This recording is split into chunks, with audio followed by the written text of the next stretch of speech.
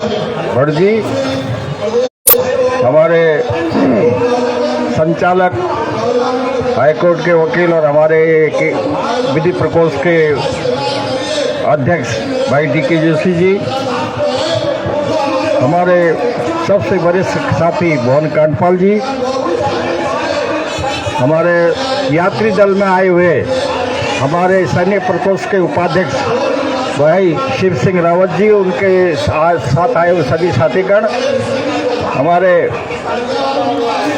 उपाध्यक्ष वरिष्ठ श्री मेहता जी, हमारे कोषाध्यक्ष कार्की जी, हमारे साथ आए हुए पत्रकार मित्र भाई महेश पाल जी और अन्य साथीगण, मैं आप सब लोगों को आज के इस मौके पर उत्तरायणी की, मकर संक्रांति की, घुटिया की, पुसड़िया त्योहार की बहुत बहुत हार्दिक शुभकामनाएं देता हूं। दोस्तों, मालूम है उत्तरायणी जब लगती है तो सूर्य उत्तरार्ध की ओर आता है और सूर्य ऊर्जा का स्रोत है। जो ही सूर्य हमारी ओर नज़दीक आता है तो हमारे अंदर पूरे कायनात में, पूरे प्रकृति में ऊर्जा बढ़ जाती है।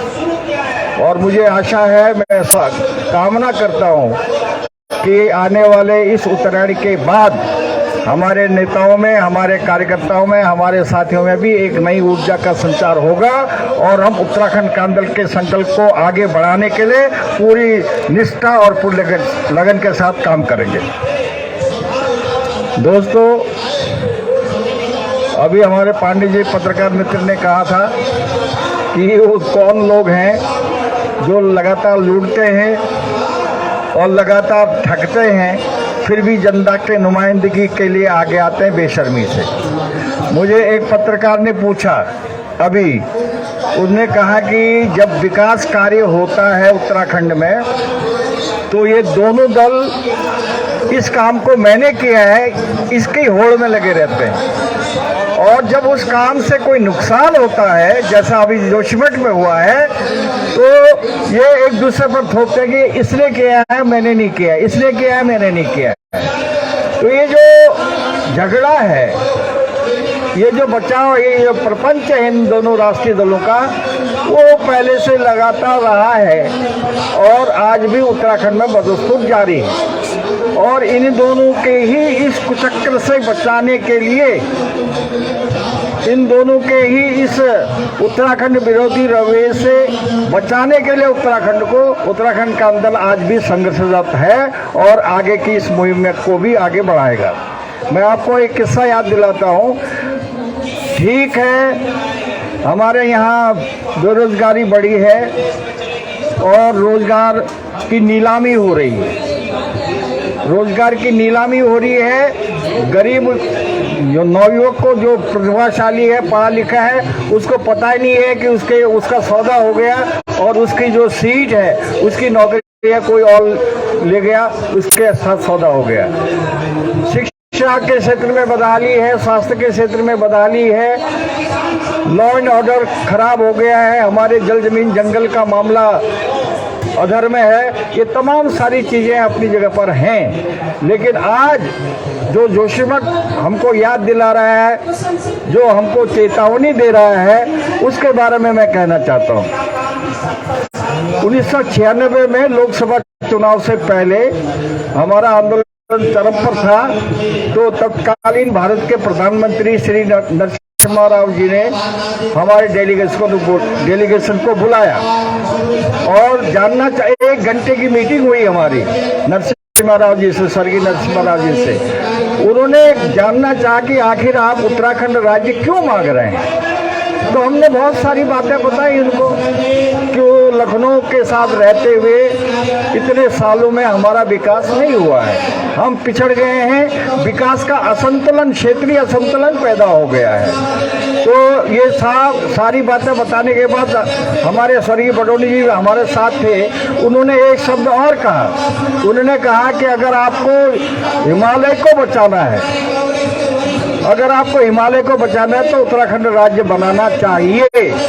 इस पर नरसिम्हा राव जी ताजुब कर गए उन्होंने कहा कि मुझे माफ़ करिए, मैं आपको हतोत्साहित नहीं कर रहा हूं, लेकिन मुझे बताइए कि हिमालय को बचाने का और उत्तराखंड राज्य बनाने का संबंध क्या है।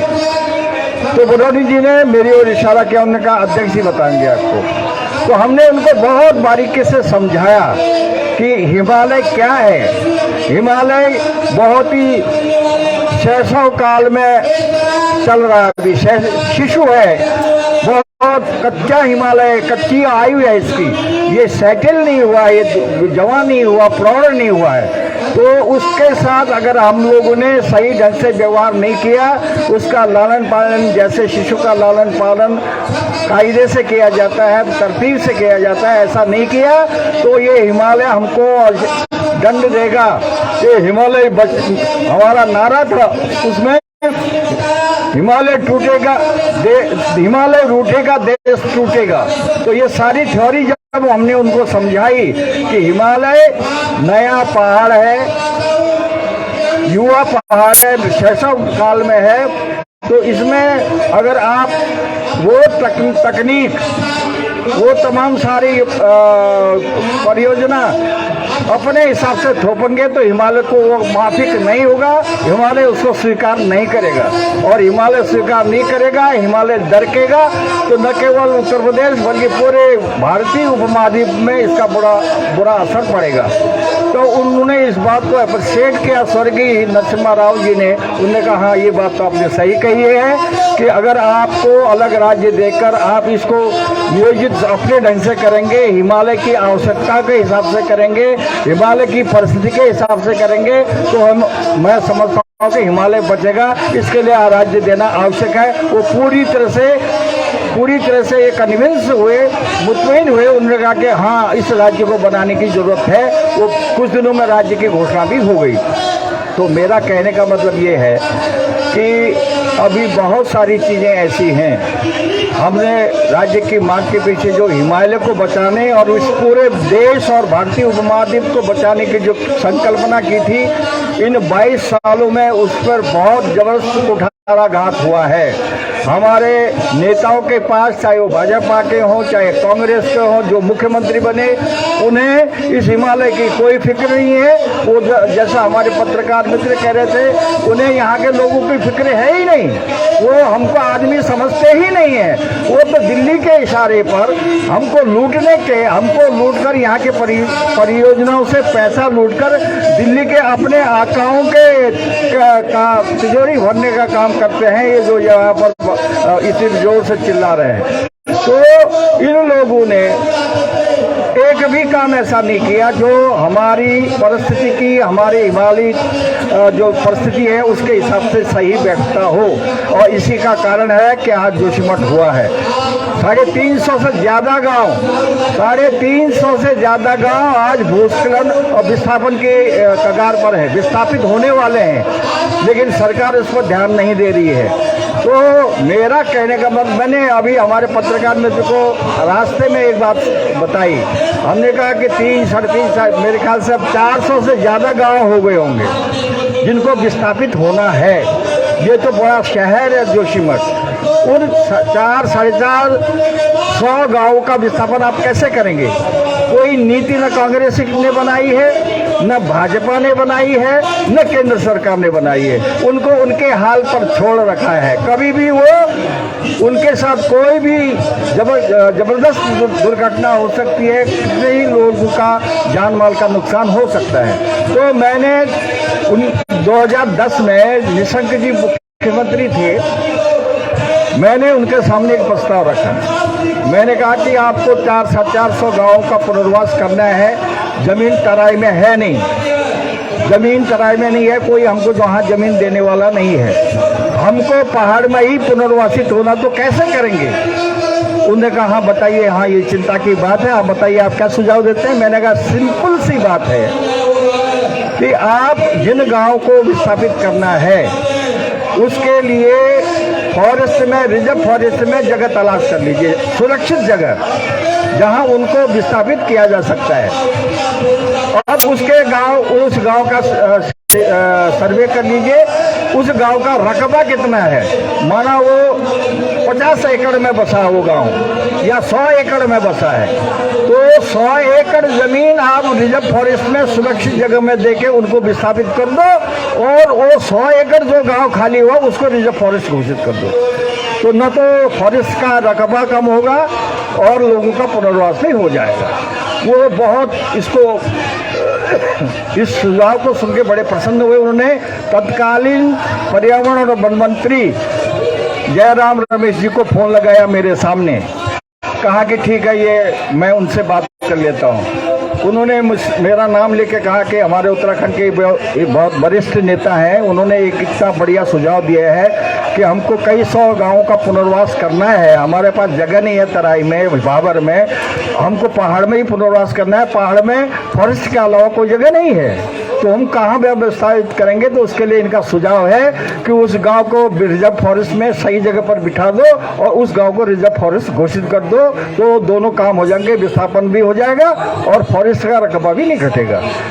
वो फोन में उन्होंने जयराम रमेश जी से कहा, जयराम रमेश जी ने कहा कि हाँ ठीक है, बहुत अच्छा प्रस्ताव, आप प्रस्ताव बना के भेजिए। 2010 की बात है, निशंक जी के सामने की बात। और निशंक जी ने कहा कि आपका प्रस्ताव सुन के हमारे वन मंत्री जी बहुत प्रसन्न हुए, उन्होंने कहा कि प्रस्ताव भेजिए। और आज 2022 है, निशंक भी चले गए, दूसरे संघ का आए, कई मुख्यमंत्री आए, किसी ने एक प्रस्ताव बना के भारत सरकार को नहीं भेजा कि हमारा ऐसा प्लान है, हमारा ये प्रस्ताव है। भारत सरकार के मंत्री ने कह दिया कि आप प्रस्ताव भेजिए, हम मंजूर कर देंगे। इतना होने पर भी आज तक इनकी कोई कार्रवाई नहीं हुई है। तो इतना लापरवाही से, इसलिए पांडे जी जो कह रहे थे पत्रकार मित्र, इनका काम केवल लूटना है। हमारी जमीन इन्होंने लूट ली, पानी लूट लिया, जंगल लूट लिया, हमारे संसाधन लूट लिए और माफिया को यहाँ बिठा रहे हैं। इसके अलावा इनका कोई काम नहीं है। इसलिए इन लोगों को बेदखल करना बहुत जरूरी है। इसलिए ऐसे लोगों से उत्तराखंड को बचाना बहुत जरूरी है।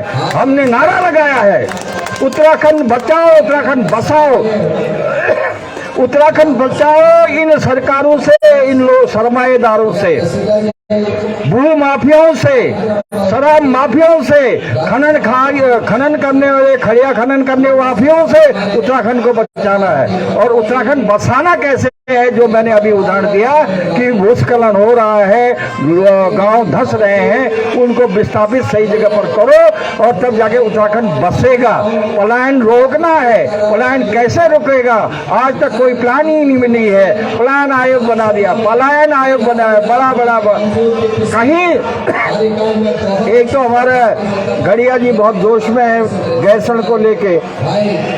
गैरसैंण राजधानी आज तक घोषित नहीं हुई है और जब राज्य बना तो उसके तत्कालीन प्रधानमंत्री मुख्यमंत्री स्वर्गीय नित्यानंद स्वामी जी ने एक बड़ा अनोखा प्रयास दुनिया में हमने कहीं नहीं सुना, इस भारत के किसी प्रदेश में नहीं सुना। ये अनोखा प्रयास, स्वामी जी अभी स्वर्ग में हैं, उन्होंने कहा कि एक आयोग बना देते हैं। वो आयोग कई सालों तक हमारे पैसे खर्च करके अयाशी करता रहा, आखिर में ढीली ढाली रिपोर्ट देके सौंप के चला गया और उस पर भी अभी की सरकार ने कोई फैसला नहीं लिया। अब दूसरा ये है कि जब आप एक राजधानी का मसला तय नहीं कर सके अभी तक, जबकि साफ और सीधी बात थी 1992 में हमने इसी सरयू नदी के किनारे उत्तराखंड राज्य का स्वरूप प्रस्तुत किया था, जिसमें हमने कितने जिले होंगे, 23 जिले होंगे, कितनी कमिश्नरियाँ होंगी, 4 कमिश्नरियाँ होंगी, राजधानी गैरसैंण होगी, तमाम सारे उसका स्वरूप हमने यहाँ पर तय किया था। और उसके बाद राजधानी का शिलान्यास हमने गैरसैंण में कर दिया था, चंद्रनगर नाम से, स्वर्गीय वीरचंद्र सिंह गढ़वाली के नाम से। और आपको मैं ये भी बताऊं, तब तक पागल घोषित किया था इन लोगों ने चंद्र सिंह गढ़वाली को, पागलों की तरह घूमते थे चंद्र सिंह गढ़वाली। जब हमने उनकी मूर्ति की स्थापना की गैरसैंण में, चंद्रनगर नाम उसका रखा, तब जाके इनको भी समझ में आया कि चंद्र सिंह गढ़वाली कोई चीज है। पेशावर कांड का नायक वीर चंद्र सिंह गढ़वाली जिसको ये दर दर की ठोकरें खाने के लिए मजबूर कर रहे थे, तब जब हम लोगों ने उसका शिलान्यास किया, मूर्ति का शिलान्यास किया, राजधानी का शिलान्यास किया, तब जाके इनको समझ में आया कि चंद्र सिंह गढ़वाली कौन है। आज वीरचंद सिंह गढ़वाली पर्यटन योजना है उनके नाम से, और आज बहुत सारे समारोह मनाते हैं। ये प्रपंच करने में तो बहुत माहिर हैं ये लोग। प्रपंच करके जनता के को भ्रमित करने का काम तो ये बखूबी जानते हैं, आज कर रहे हैं, लेकिन उससे पहले चंद्र सिंह गढ़वाली को नहीं जानते थे। तो हमारा संकल्प है, इन्होंने राज्य का नाम बदल दिया था। ये उत्तराखंड क्रांति दल को पीछे धकेलने के लिए उत्तराखंड का नाम उत्तराखंड नहीं रखना चाहते थे, इसलिए रखा उसका नाम क्या है, उत्तरांचल। कहां से लाया आप इस नाम को? हमने चैलेंज किया, हमने कहा कि वेद में है कोई उत्तरांचल नाम, पुराणों में है कोई उत्तरांचल नाम, इतिहास की किताबों में, भूगोल के किताबों में किसी में है उत्तरांचल नाम?